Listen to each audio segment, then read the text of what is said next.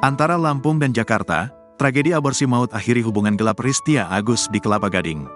Hubungan gelap Ristia Ningsih alias RN, 34, dengan kekasihnya Agus Tami alias Agus, 27, kandas dalam sebuah tragedi aborsi maut yang diungkap aparat Polsek Kelapa Gading. Ristia ditemukan tewas kehabisan darah di tempat kerjanya di Ruko Kedai Anak Mami, Kelapa Gading, Jakarta Utara, Sabtu, tanggal 20 April tahun 2024, pagi lalu. Kondisinya mengenaskan, dengan darah mengotori lantai kamarnya dalam ruko itu, sementara tubuhnya hanya tertutupi sepotong kaos hitam. Ristia tewas usai melakukan aborsi maut dengan tangannya sendiri, lewat desakan dan paksaan dari sang kekasih Agus, yang kini sudah ditangkap dan ditetapkan tersangka pembunuhan.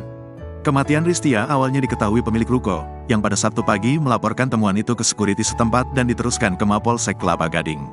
Polisi segera melakukan olah TKP dan mengantongi petunjuk kunci dari rekaman CCTV yang terpasang di dalam ruko.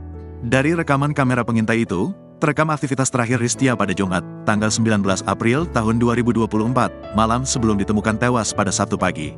Ristia terekam saat sedang bertemu di dalam ruko tersebut dengan seorang pria tak dikenal. Rekaman CCTV 1 menit 51 detik tersebut juga menayangkan suatu percekcokan singkat yang terjadi antara Ristia dan pria tersebut.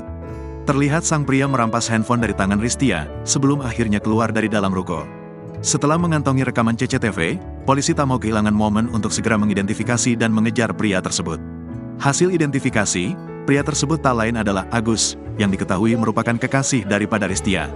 Di bawah pimpinan Kanit Reskrim AKP Emir Maharto Bustarosa, unit Reskrim Polsek Kelapa Gading berangkat pada Sabtu malam menuju ke Lampung, yang diketahui sebagai lokasi terakhir keberadaan Agus usai pergi meninggalkan Ristia dari Ruko Kedai Anak Mami. Agus diamankan dari rumah keluarganya di Jalan Sulaiman, Kecamatan Teluk Betung Timur, Lampung. Agus dicinduk saat sedang bertamu ke rumah tetangganya. Polisi lalu membawa Agus ke rumah keluarganya untuk memintai keterangan awal dan menggeledah barang-barang yang dibawanya dari Jakarta.